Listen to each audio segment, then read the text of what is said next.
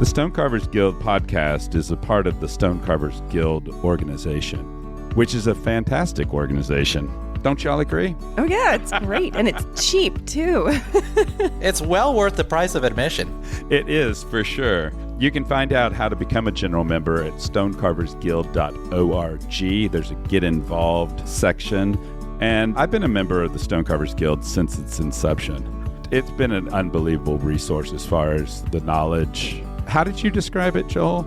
Oh, it's a living library of knowledge that the stone carving world otherwise is sort of hard to break into if you are looking around for it. I'm a general member. I'm not a full-time stone carver, but I love it from kind of a hobbyist, part-time perspective, but looking to learn more, and found that through the Stone Carvers Guild, through its forum, and through being able to connect easily with other like-minded folks like Bethany and Matthew. Yeah. So if you want to be a general member, it's just $40, and you would have access to the resources, which include the forum, and then you can log on and you could ask Matthew questions on the forum. Or anyone else. Or anyone else. And also there's the annual meeting, which I just love because once a year, getting together and sharing stories is an unbelievable experience. And that's something that's also available to general members. Attend a general meeting or even become a professional member, which has other benefits as well. You just have to go to stonecarversguild.org and click on Get Involved at the top. Join today. Welcome to the Stone Carvers Guild Podcast. Here you will meet a variety of carvers working throughout North America. Drawing on our collective experience, we seek to share knowledge about this ancient art and to do our part to ensure that stone carving will play an important role in built environments for generations to come. So whether you are an experienced carver, new to the craft, or just curious, put on your safety goggles, open up your mind, and welcome to the workshop. Kierk Sorensen, how do I even start? I'll just say how I connected with him. So I've been getting soapstone from the Alberene Soapstone Quarry here in it's Schuyler, Virginia, for several years. And this past spring, I was doing a demonstration at a farmer's market, and somebody came up to me and said, "Oh, did you get your soapstone from Kierk?" And I said, "No, I got it from Polycor," which I thought owned the soapstone quarry. And the guy said to me, no, Polycor doesn't own the quarry. And you can edit any of this out if it's proprietary. Okay, doesn't own the quarry. Kierk and some other guy own the quarry. And so you should talk to Kierk. So he gave me his contact information. And I go to this quarry that I've been to several times, actually more than several times. Like I've gotten soapstone from them in very inconvenient ways, shall we say. And I never knew that behind the office and like back in amongst some buildings is this one of the big old buildings, which Kierk will tell us about, the quarry, I'm hoping, and the various buildings and what they do and stuff. And there's this guy who's in there with all these fantastic tools, and he's got big blocks of soapstone, and he's doing things, and he has more soapstone in back. And anyway, I go to Kierk every couple of months, and he provides me with exactly the dimensions of pieces of soapstone that I need, and it's wonderful. And Kierk has also brought up different things like, I understand he has a foundation which is focused on restoring some of the buildings that belong to the big old quarry and maybe reviving some of the industry that used to go on there, as well as Kierk is also an artisan in his own right. And I actually don't know that much about what he all has his fingers in. And so I'm hoping that he can tell us something about the history of the quarry, as well as what his foundation does, as well as what his own practice is today. Does that all sound good, Kierk? That's a good bullet point list right there. That's good. There you go. Yeah. What an intro. Wow. Yeah. Now I have to live up So, to that. Kierk, can I ask you, what is soapstone? How's it formed? Like, do you know the geology of it, and why is it called soapstone? Yeah, so the soapstone part comes really from way back, because the first uses of it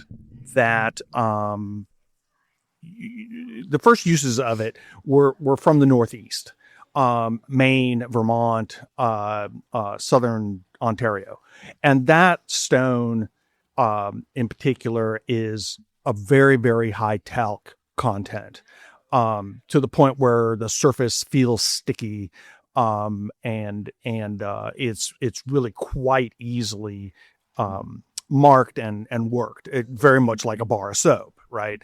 And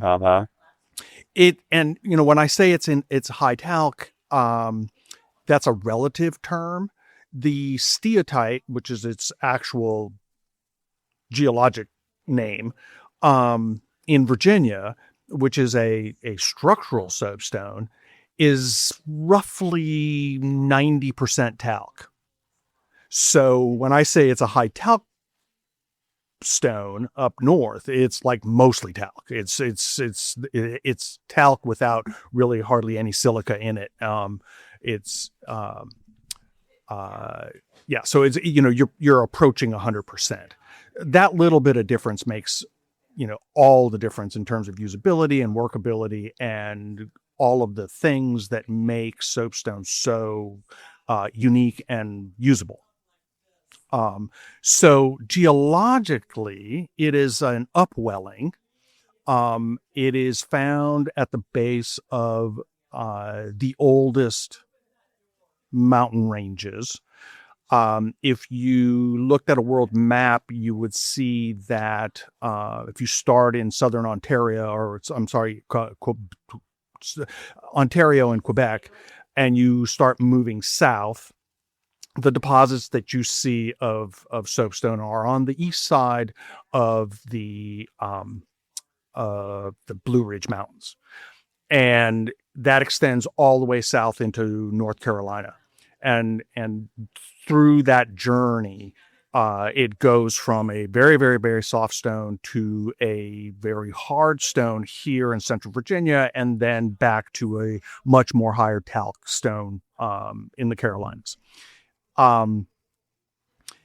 If you continue the journey south, if you can, picture the way South Carolina kind of sticks out, if you draw that line, what you end up with is you end up in Brazil on the west side of the Marianas, those mountains. And that's where their deposit is. And then if you cross over the Atlantic to Finland, they have probably the longest. Well, I hate to, that's actually probably not correct, but they have a very, very long tradition of using this material. I mean, all the way back to Viking days. So probably the longest tradition of using this material, in Western societies. And then it's picked up again in Eastern Africa.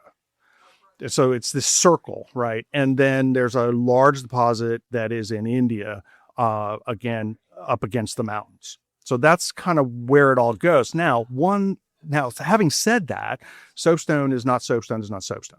So the deposit in the deposit in Finland is, if you picture a hole in the ground that fills up from below to create a lake, that's the deposit in Finland. It is not very deep, but it's really very wide.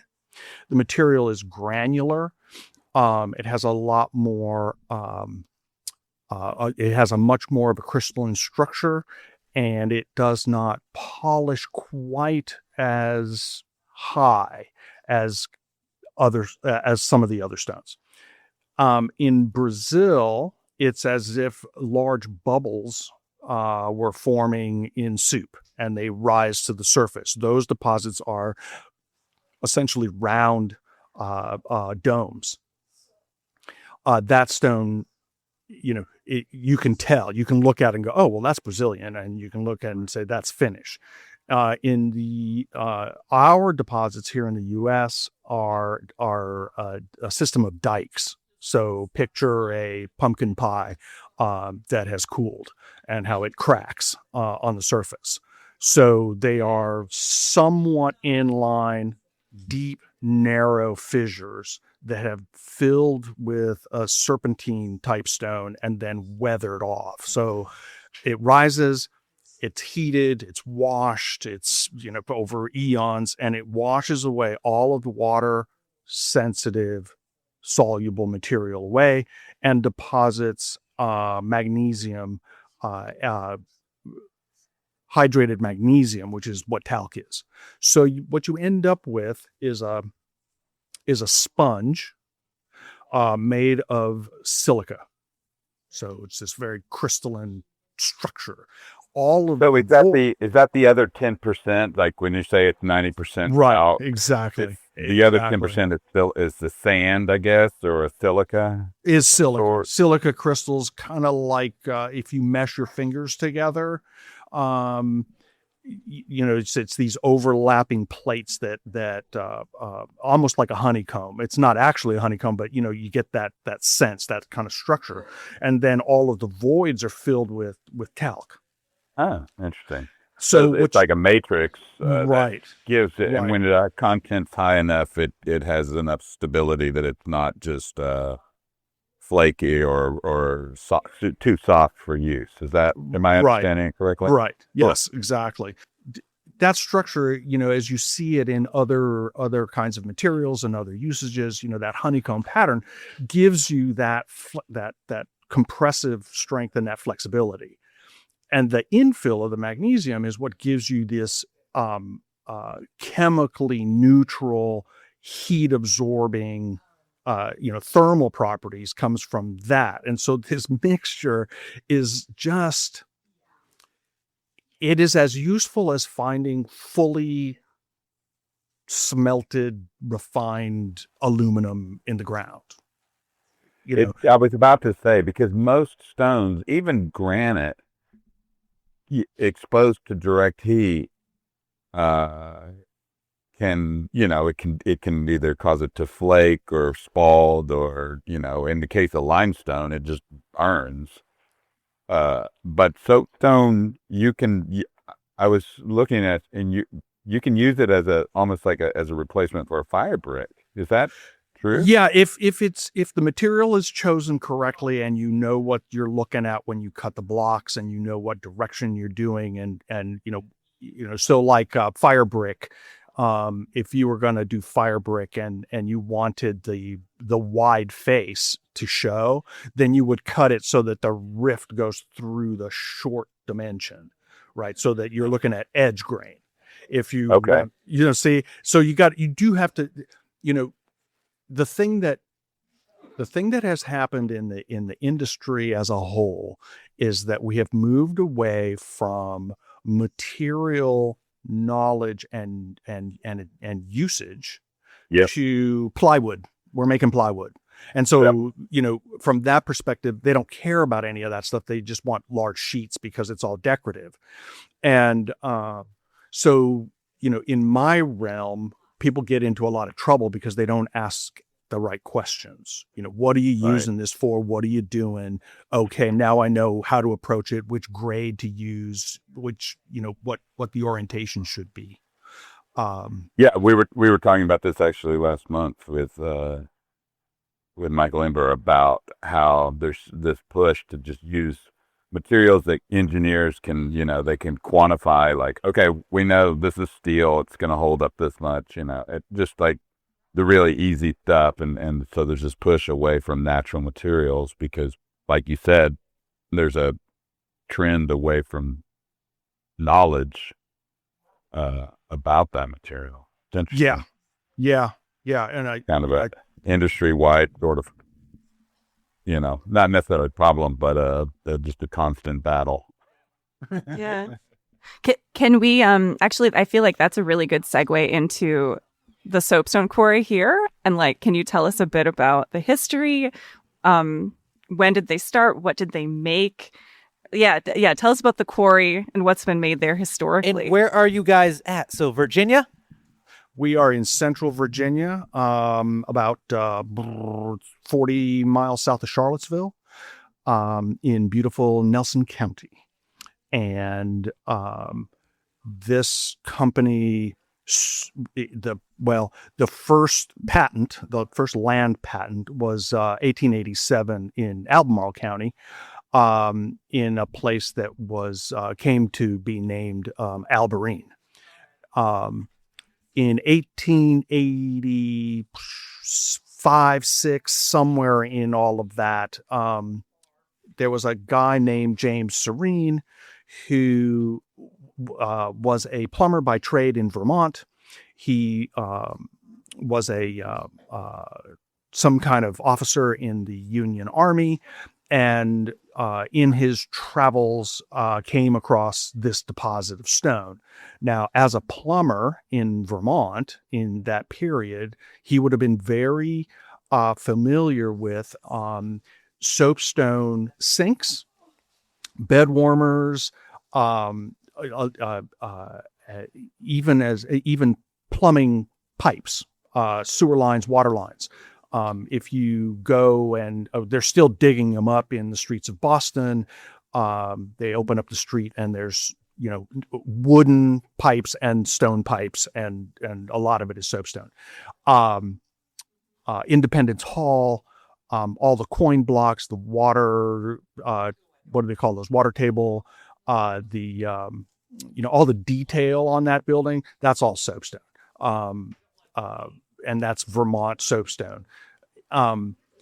So he was very familiar with this material. Well, when he got down here and was doing whatever he was doing, he came across this. He realized that A, it is a very large deposit, and B, it's really high quality. It comes in a couple of different flavors. That's my terminology. And all of it is very useful, and it's all very easily accessed. So he convinced a businessman, I believe his name was Carroll, to invest with him and get this land. And so in 1887, they came down and they started Alberene in what became the town of Alberene. And that is a mixture of the county name of Albemarle and James Serene's last name. So it became Alberene and Alberene Stone. That was 1887. By 1900, Alberene had grown to the point where it had built its own rail lines and built a town and built beautiful houses, that some of which are still standing, although in bad shape. At the same time, this corridor, if you look at a geologic map of this area, the materials suite here is just phenomenal. So in this very tight area, you have gold mines, you had graphite, lead, slate, various kinds of quartzitic stones. And so there was a lot of activity. And a guy named Porter decided that what he was going to do was he was going to build a state-of-the-art manufacturing facility for soapstone. And so he went to the town, this little town, something Landing, and started the town of Schuyler, which is Dutch for scholar. And he, over the course of several years, between 1900 and 1904, he built the plant, which is where I work now. What he had was incredible facilities, and what Alberene had was incredible stone and railroads. And so they essentially ended up merging, like almost right away. By 1914, 15, they were one company. And they were all tied together with short line railroads. And so that by 1920, there were 2,000 people worked in the quarries in Schuyler. It was the largest employer. Nelson County was chestnuts, moonshine, and soapstone. That's what was happening here. And this material was the perfect material at the exact perfect time. So historically, what we have to see is that the first wet labs in America were between 1925 and 1930. That was really the invention of what we now know of as science, laboratory science. And this material was perfect for that use because it was non-absorpent, non-reactive, heat-proof. It was, you could cut it, you could shape it, you could lay it down, and it never moved and it never did anything. Do you mean for lab tables? For lab tables, lab sinks, all the lab furniture, all the surfaces in a lab. So when I took over in 98, and to this day, the New York City School Construction Authority still specifies Alberene soapstone for certain parts of school construction labs. So what we ended up being very specialists in, we didn't do many counters because that was really taken over by epoxies and things. But what we did was acid rooms. So we would do the floors, the walls, all the shelving, and the dump sinks were all soapstone. And to this day, that's what they still are. And because of the timing and because of the material, we can look back, and every single laboratory built in the United States, commercial, educational, governmental, came out of Schuyler, Virginia. Wow. Every single one. It took a hit. It took a lot of hits. It's located in a flood zone. It's problematic to get here. It's still problematic to get here. We are not close to anything of other, we're not close to any other industry. So like getting industrial parts and, all of that is just a nightmare. And so the original quarry operation, if they needed it, they had to make it themselves. So they had casting houses, they had iron works, they had crating operations and lumber yards. They had a company store. They made their own money. They provided housing to all of their employees. They ran in 1969 was the big flood. 75 in 1975 when Georgia Marble finally sold it and closed, and I say closed with in quotes, closed the place down. They had 6,000 acres that was their owned land. So they ranged like across, I don't know, 5, 6, 7 counties. It was a huge operation, and it was all tied together with their own private railroads.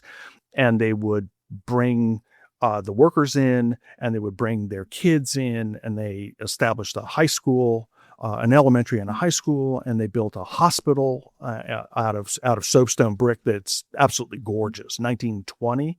Have you seen that? Oh, you got to go by there because it was built in 1920, and you look at the bricks, which are the Alberene grade, slightly green, very hard, and it's like new.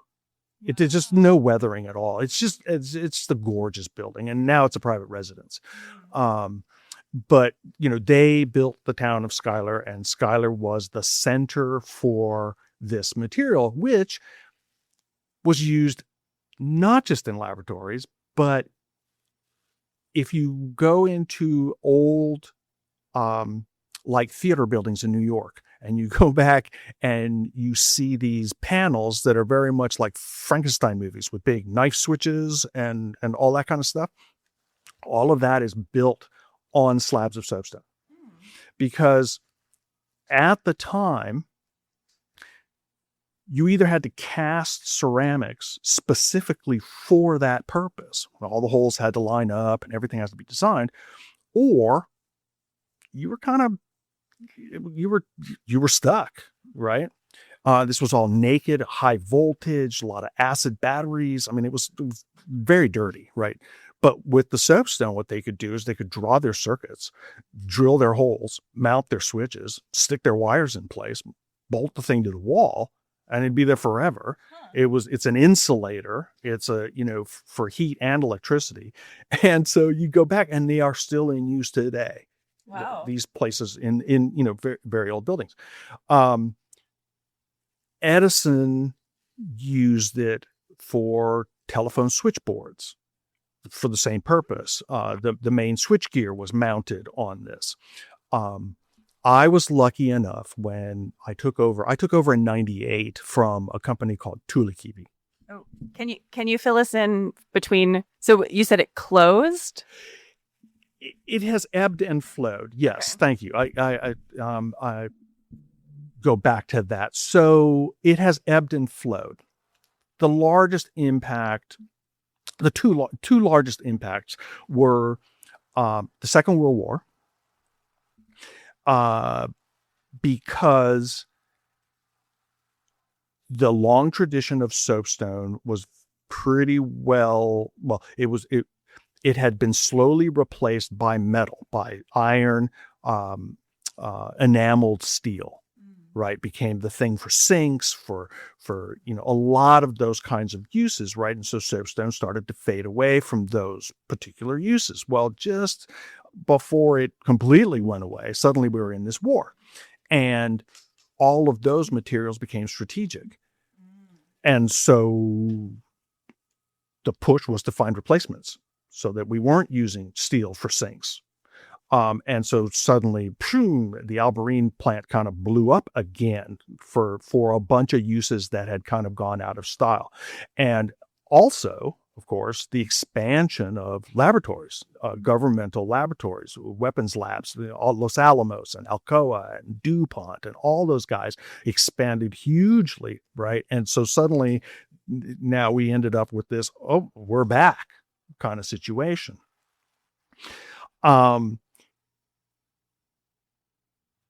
Then the war ended and we kind of drop back, and suddenly now we're trying to be modern and we're going to go back to steel, and now we've invented these things called plastics and we're doing all this stuff, right? So soapstone, that was really the sunsetting of it as a ubiquitous material.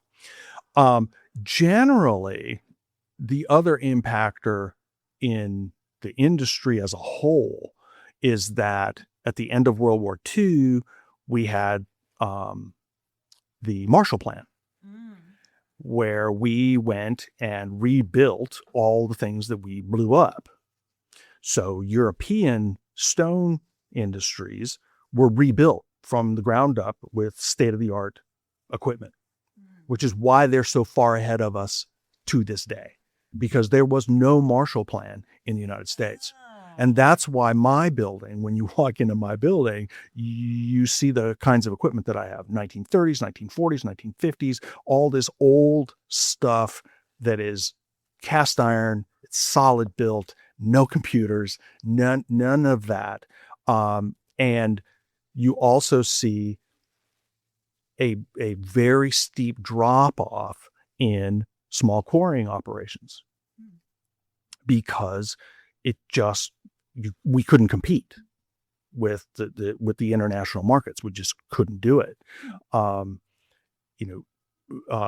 Just from a tooling standpoint. And so Alberene took a bunch of hits, some of them specific, some of them general. And then in 1969, Camille came through Nelson County and pretty much wiped the place off the map.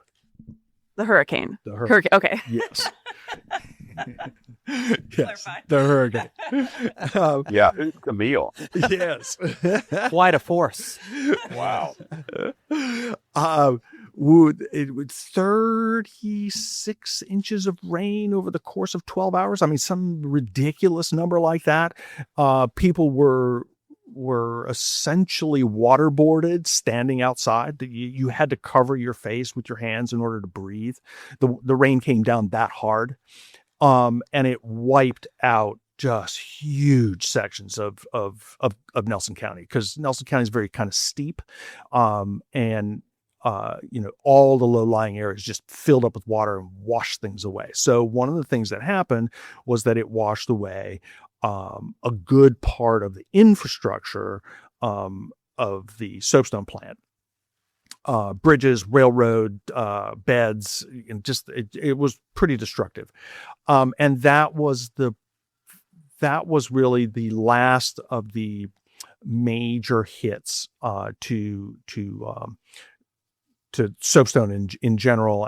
It's soapstone in general because it's the only deposit in the United States. And that's when Georgia Marble decided to close the place down and sell it. And so since then, it's changed hands a few times. And the people that I acquired it from is a company called Tuulikivi, and they make masonry heaters. Very, very expensive, very excellent machines made of soapstone. And their tradition is very, they're from Finland. They still run the finished deposit. The finished deposit was established and really commercialized in the years of the Tsars in Russia, because Finland was part of Russia at that time. And so that stone went and built St. Petersburg. So if you go to St. Petersburg, or you look at pictures of it, Google it, look at it, stuff, a lot of the buildings, all the facades are all soapstone. And the interesting, visual on that is that they look like they're new because they don't weather. They don't spall, they don't melt, they don't do any of those kinds of things. Well, so that industry was just gung-ho right up until the revolution. 1914, boom, it was done. And so then any soapstone that was being produced on any level came out of Virginia. No one else was doing really anything commercial. I happened to hit a real sweet spot. I took over in like I said, 98.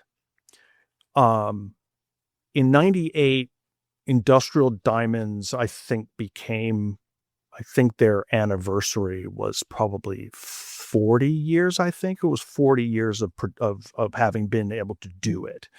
And the production of Industrial Diamonds changed the map of quarrying. Everything before then was done with hard grit, shot, carbide, materials like that. And diamonds just exploded the market. Suddenly we saw fabricators doing kitchens, dozens of kitchens a week. This whole thing all happened because Industrial Diamonds became cheap. When I first started, a 12-inch or 14-inch diamond blade, you would get it at a specialty shop for masons, and it was going to cost you $500 or $600, right? Now you go to Lowe's, you get them for your circular saw, they're $15. Oh, right. You all of the honing pads, the diamond pads, all of the wires. Originally a wire saw in the quarry was a helical strand of steel. Okay, it was a flat ribbon twisted, and it was miles long, and they would run that with water over the stone, and they would drop shot or sharp sand, and the reason it was so long was so that it would cool, and that you could finish a cut before it wore out and broke, because as you ran it, the kerf that it left got smaller and smaller and smaller. So then if the wire broke halfway through the cut, you couldn't reintroduce new wire into it because it would jam. Right. So there was miles of wire run all over the place. And it was this thing, right? And suddenly you could get diamond wire, these essentially, strands of beads. And, the change over the course of my tenure, which is, now 30 years, has been just amazing. So the upshot being to do things, industrial things, but on a smaller scale. Can you explain why that is? Yes. What did that facilitate? Yes, exactly. It made it possible for small operations, specialized operations to exist and to compete, to be able to produce material without having to be dependent on just huge pieces of equipment.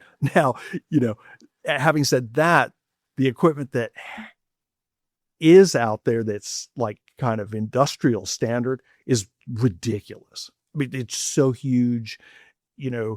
Our joke is, well, hey, let's buy a thing. And it's like, yeah, well, how much is that going to cost? Well, it's going to be $100,000. It's always going to be $100,000. Whatever it is, just choose it. It's going to be $100,000. And that's the starter. And so, I have a gang saw from 1960, I believe, 3, that we have left at the plant.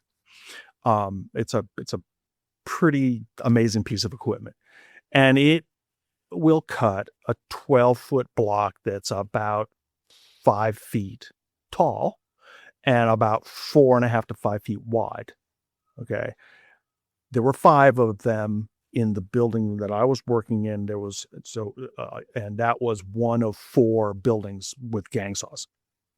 They ran 3 shifts. Now, the gang saws that are being used are 4 and 5 times that size.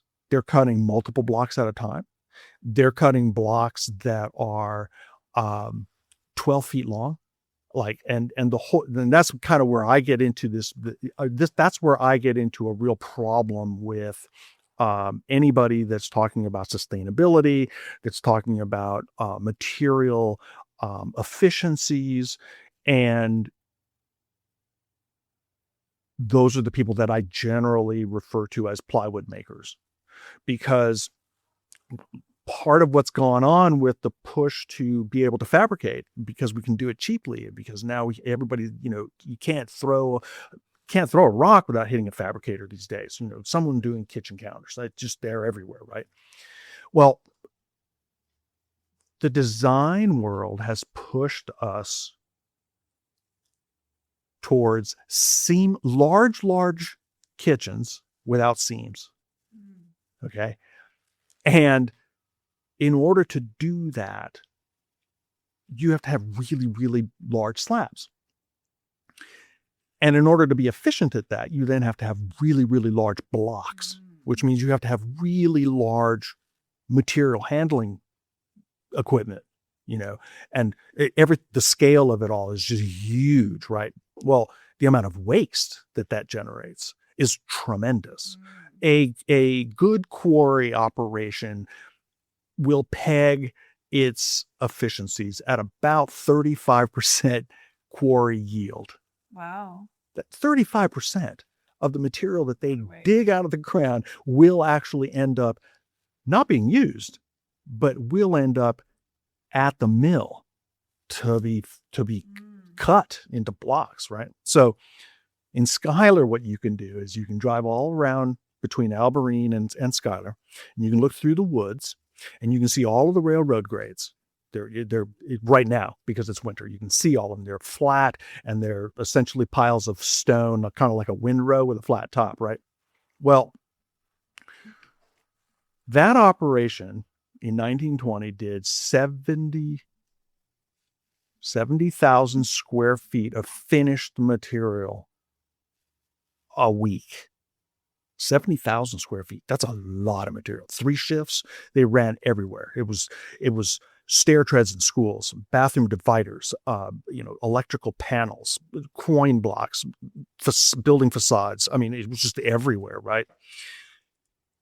If you look at a 35 to 40% yield coming out of the quarry, those blocks, those 3 to 4 blocks out of 10 that ended up at the mill were then segregated again.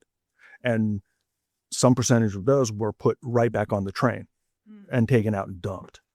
Okay. Then that material moved into the plant to be slabbed, to be cut. They didn't have epoxies. They didn't have resins. They didn't do any of that kind of stuff. If they cut a slab, if their run was for bathroom dividers, which are like, say, 36 by 72, right? If that thing broke, they didn't repair it, right? They didn't, if the corner fell off of it, they didn't glue that back. As a matter of fact, their pace was so high that they didn't even downcut that. That slab, that chunk just went straight into the train car. And on the way back to the quarry, they would dump it. So the amount of stone that's laying on the ground that has been actually touched by human hands is phenomenal. Huh. Just Wow. phenomenal amounts of material all over the place, right? And, with those kinds of numbers, the larger your target material, the less yield you're going to get it, the more waste you're going to have, right? And so when I took over in 98, my company was New World Stone, and we dropped back. We said, okay, we are a cabinet shop with our own trees. So we harvested for the first 5 years of operations. We never quarried a fresh block out of the ground. I never did any of that. I harvested from the spoils piles because I was shooting for countertop material at 25.5 by 48 minimum and 72 max. Right. It's easily shippable. It's easily handleable. We could go out there with a small piece of equipment, dig around the piles, find these slabs, bring them in, or find these blocks and bring them in.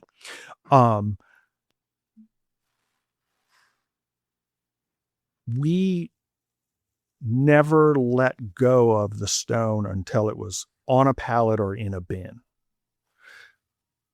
Everything got checked. When it went across the saw, we would cut the material that we needed for a particular job. And then the rest of it was then cut to the largest hole size. We had a whole kind of breakdown so that by the end of the run, we had 12 by 12 tiles, inch and a quarter, pavers. We had, 6 by 12 pavers.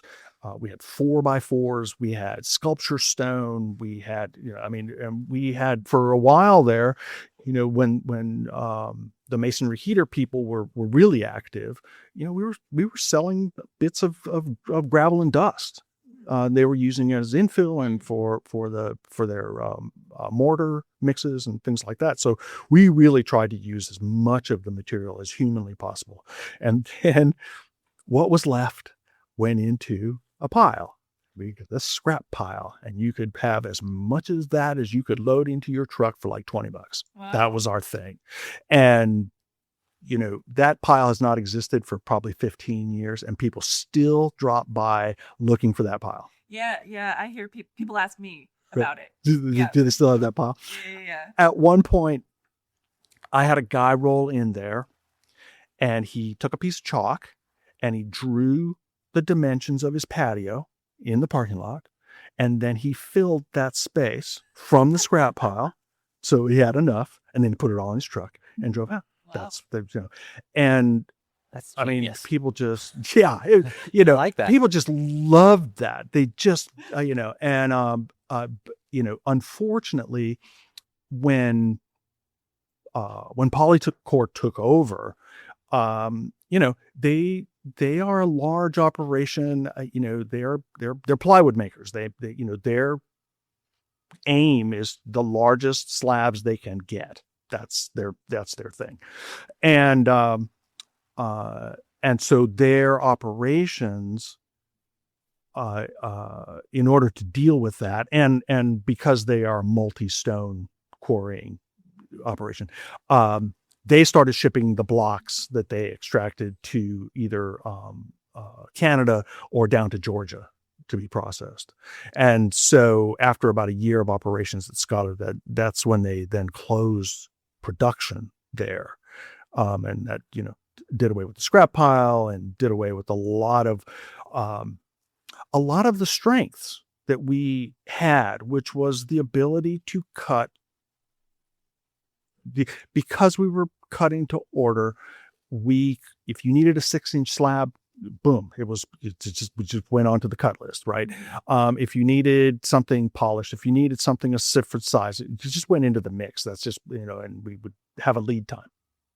Now, because all of these operations, Brazil, or, all of these guys are all fixated on 3/4 inch slabs, metric equivalent, or 1.25 inch slabs, or metric equivalent, 3 cm. That's their production.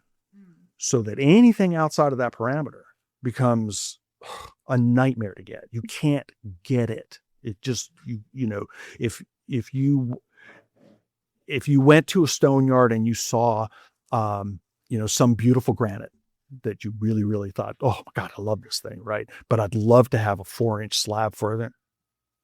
You're not getting it.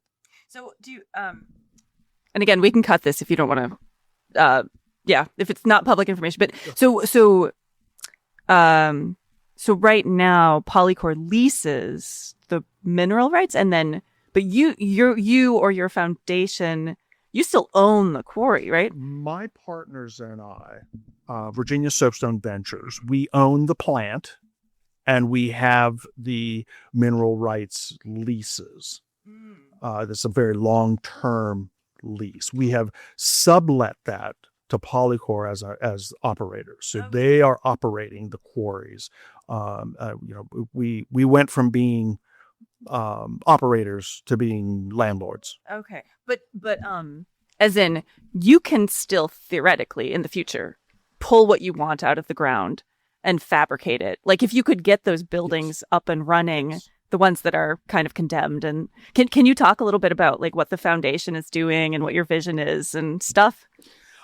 So the Schuyler plant is, and Schuyler, the whole area, the town, it's not, I don't know, I can't think of the word.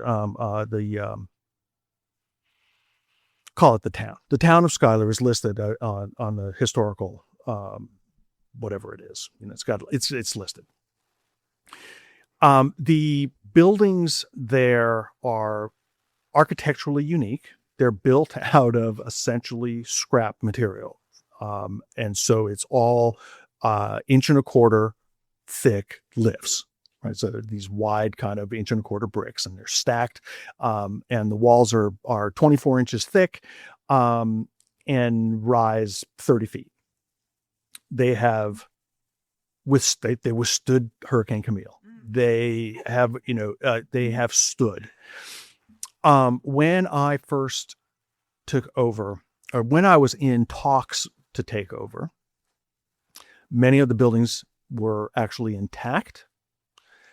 Because of some political and just the Finns were very, as I think a lot of European companies, they were very, very risk averse because of the legal environment in Europe makes it very tough on companies to do this, that, or the other. And we're just a lot looser on a bunch of things.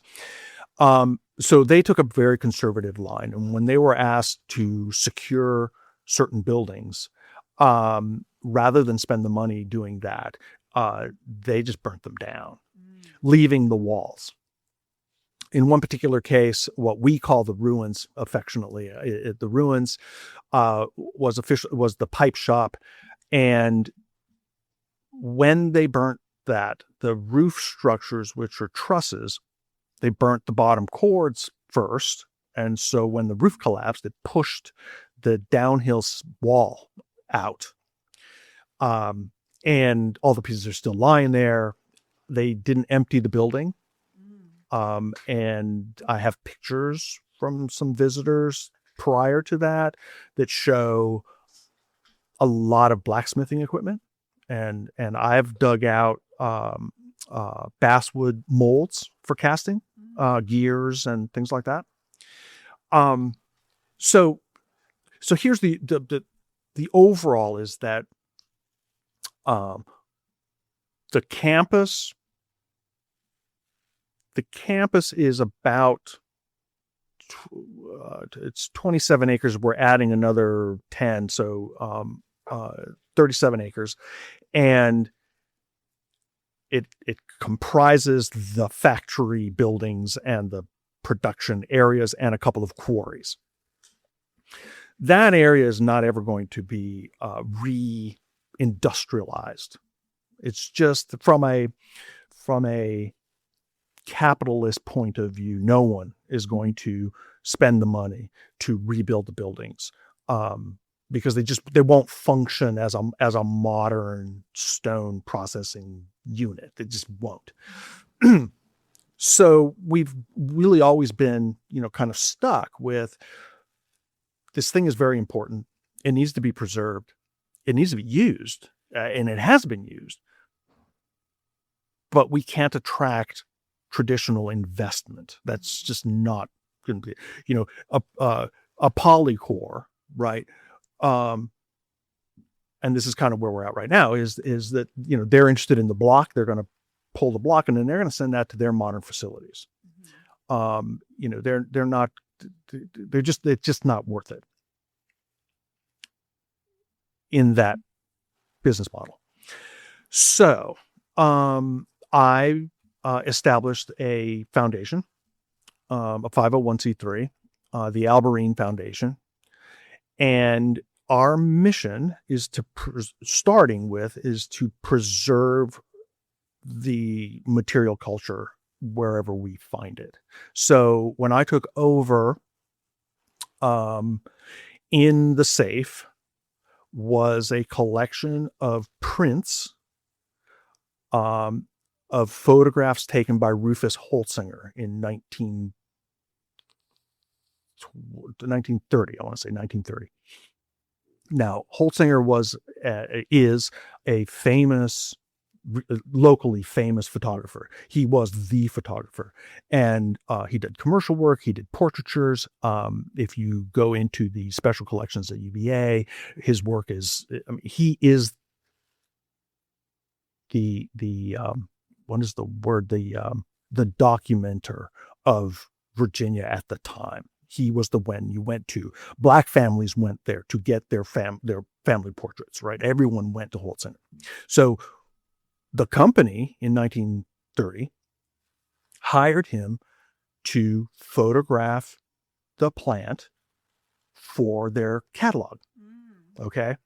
Had they not done that, there would be almost no photographic documentation of the operation. Wow. Right? Because at the time, first of all, no one had cameras, but secondarily, no one thought in terms of preserving any of this stuff. It was just industry. It was just mines. It was just these worker guys. Who cares, right? So none of that's documented.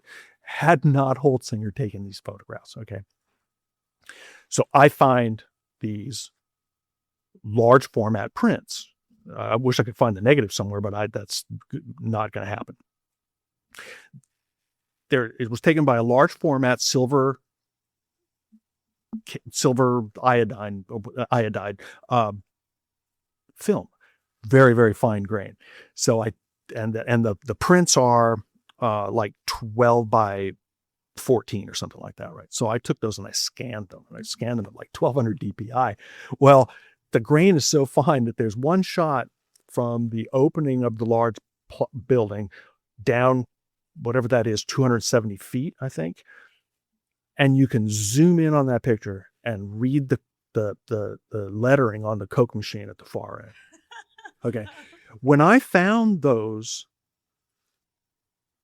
pictures in and of themselves were an education.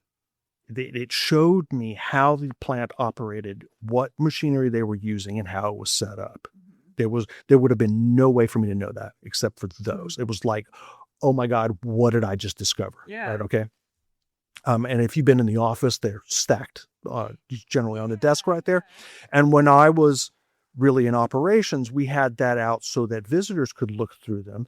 And if you look on the back, often you'll find people's names written on the back side of it. Oh yeah, like this is my grandfather. That's my grandfather. And so you have a book out, right? So I have two small publications. One is the reproduction of this catalog. Okay, with these pictures. And the other is just the pictures that I have found. Okay, and if people want to get that book, what is it? You go to my website, industrialstone.com. There's a link to my blurb print on demand thing, so you can go through there and get them.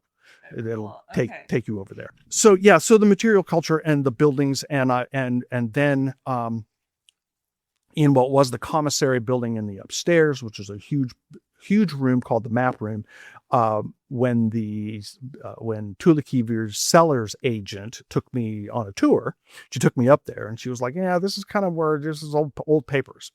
Along one wall was stacked file boxes, banker boxes, and they were marked old stuff, really old stuff, and really, really old stuff.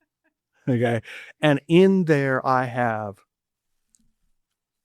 insurance maps from the teens and the 20s. I have blueprints, original construction blueprints for the main building that's there now, the construction blueprints for the dam on the Rockfish, sketches and drawings of products that they made.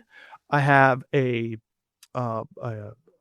publication that I want to republish at some point here, which is the 1945 application to the War Department for a price adjustment. In order to do that, you had to document your entire company. You had to document your payroll, all of your buildings, all of your assets. You had to include your marketing material, all of your throughputs. I mean, like the whole package, right? And it's some little person sat in an office and typed this thing on onion skin and included all of these inserts. And I have this, and it is gorgeous. And I'm going to very carefully take it apart and recreate it. So you have basically everything that you need, like theoretically, to rebuild things. Yes. Essentially. Yes. Yeah. I have. Yes. These buildings, I can. Yes, I have the drawings, all the window specifications, all the plumbing, all of it. Right. So that's what started my first, like, okay, I need to start a 501 because I need to preserve this stuff, because every time I tried to get someone else to preserve that stuff, they wanted that to then have it. So if I gave it to the Library of Virginia, I was not guaranteed that they would digitize it all and that I would have available to use it. Right. It would just go into their collection and at some point they'd get to it. Yeah. There was an opportunity to do that through the Department of Energy. And same thing, they would take it and then it would be publicly available and we would lose what essentially is a historic asset and we wouldn't be able to like reproduce it. Right. And everybody else could, I mean, it was just got to be fraught with so many fingers in the pie just to get things photographed and digitized. And so I figured, okay, I'm going to start a foundation. I'm going to start a 501 and we're going to do this thing and I'm going to preserve all this material. So one of my treasures is a hand-drawn map of the soapstone operation. It's 12 feet long. It's 36 inches tall.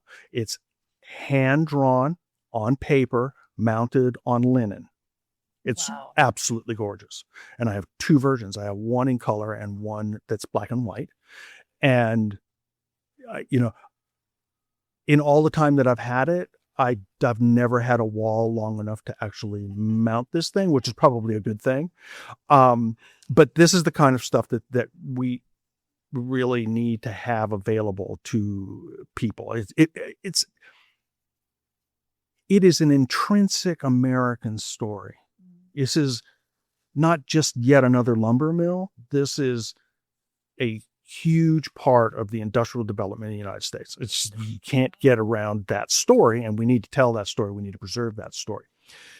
It has now morphed into a full-blown effort to acquire as much of the unused industrial portions of the plant and rebuild them. And we're going to do that by fundraising. We're going to do that by establishing a school.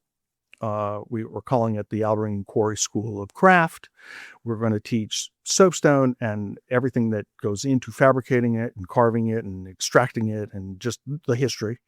And also all of the practical skills that made all that possible, right? So the carpentry shop and the steel shop and the print shop and, all of those skills that made that plant work, that were by their nature had to be done in place in Schuyler. So we want to bring all that back, and we want to use all of that as a teaching implement. Yeah. And have just get it out there, have people out there carving and printing and all the stuff.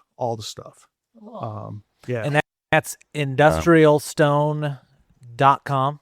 Is that right? That is my that's my business website, industrialstone.com. And then a link to the book through blurb. Yes, okay. Exactly. Will be through there. The foundation, and of course my website broke, and I spent the last 2 days trying to get it back up again for the foundation. So that I noticed one of the services you offer is website design. Wait, so I broke it, and I broke it, and it was a silly mistake, and this podcast won't come out for another month. So well, hopefully I'll be up and running by the time you hear this. But that excellent. The Alberene Foundation.org is where all of that information will go. I will be porting the books over there. I'm essentially donating those to the foundation. My long time, the small picture book, the proceeds from that went to a crowd funding. What do they call it? Charity to support my efforts there, but they've gotten too big, and I don't make enough money from the book, so it's kind of petered out. Anyway, I'm giving, so that'll be available through the foundation, as well as when we raise $1 to reprint a document. That document will then be copies of that document will be available in some form. Whether it's the books or the blueprints or the maps or what have you, because they're not only are they very informative, but some of them are just beautiful. They're just gorgeous, just hand drawn things that are someone actually took the time to draw a gear on a piece of paper, transfer that drawing to a piece of vellum, and then transfer that into a blueprint. And I have various examples of all three of those steps for the exact same part. Wow. It's mind-blowing. Yeah, maybe to wrap up, if you could tell us where things stand right now. We didn't even get into what you do in your shop, which would be fun to talk about. But maybe you could tell us where things stand right now, and just theoretically, let's say we checked in with you in a year. Let's see, if the next step could happen, then how long in the future should we check in with you to see where things are? Does that make sense? Yeah. Wow. Okay. Yes, we live in interesting times. And, so this, in this particular, this year coming up is going to be pivotal, for a whole host of reasons. But there's going to be some major changes, in terms of, how the plant itself is viewed. We're adding some of the peripheral acreage to the plant site as a buffer, and we're making some moves to really secure the material, the sources. Some of the quarries, some of the quarries have been sold to other parties. We still operate there, but the original person no longer owns it. So the parts that he does own, we're negotiating to acquire. The then internal negotiations will be how to structure the management of the facilities to allow for both some kind of commercial endeavors, but also a way to house the nonprofit. So there's a lot of, well, can you do this? Can you do that? How do we structure this so that we can do the, you know what I mean? That's ongoing. There's a very robust nonprofit support system in Central Virginia, and I'm starting to plug myself into it and look at those structures and ask those kinds of questions. I anticipate that regardless of really a lot of that kind of stuff, we will be able to, probably by late summer, I'm really, fingers crossed, is to really jump up into the conversations that you and I've had about teaching, about students and getting, a much more people-centric exposure coming in.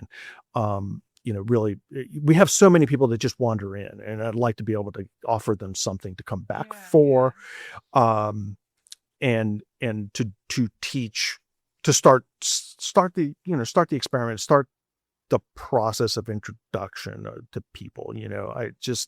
I know that.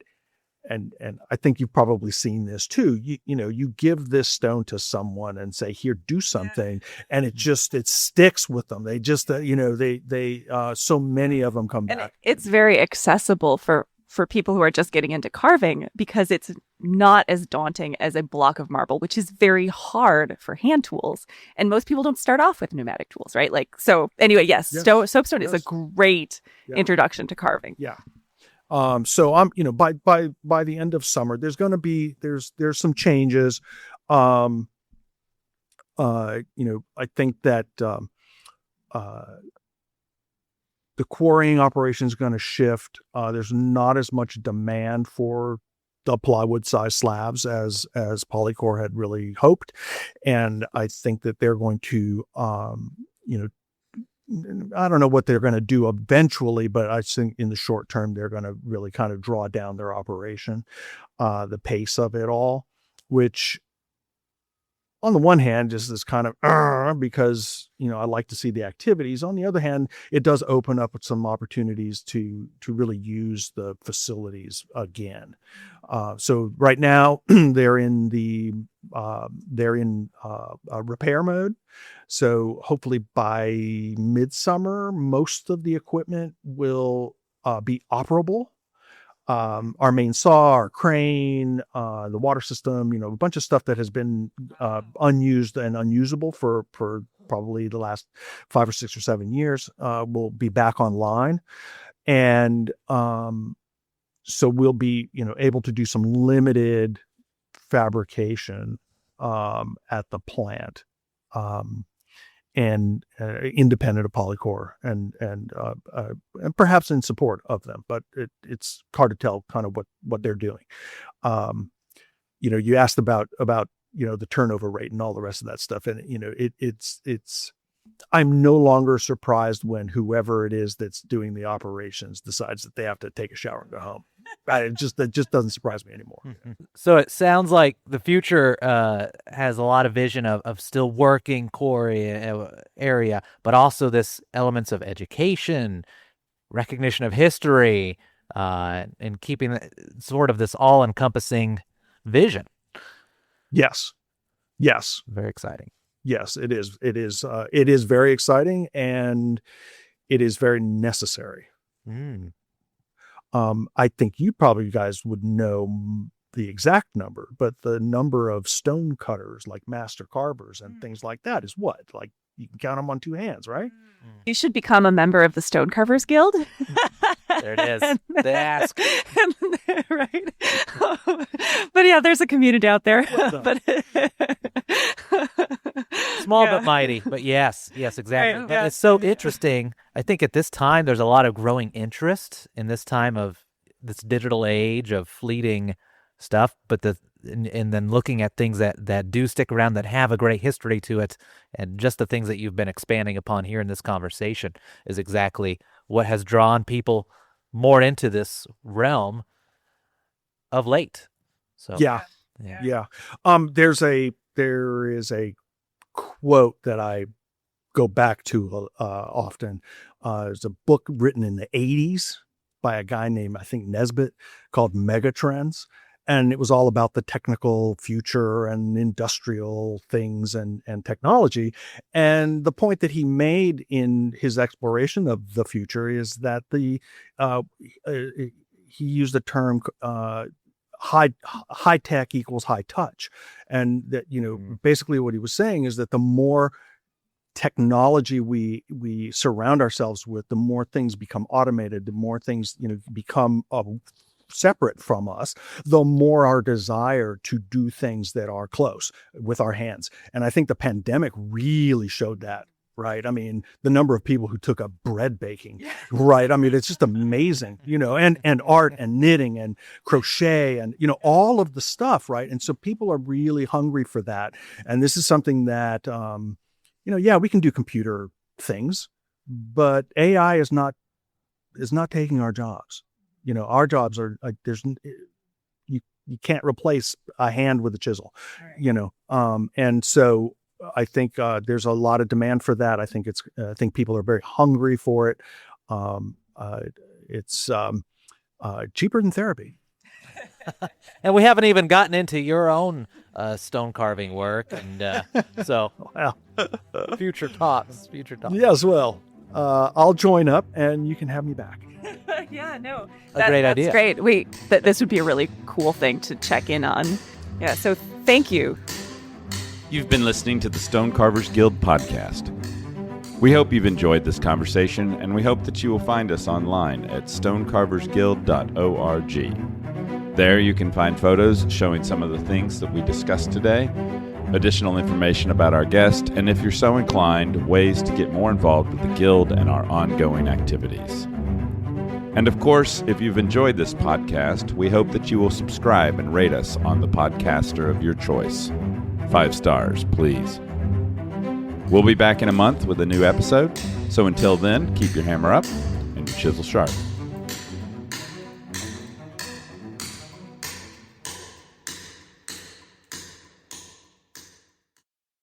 The views and opinions expressed in the podcast do not necessarily reflect that of the Stone Carvers Guild. This content is meant for informational and entertainment purposes only. Thanks for listening.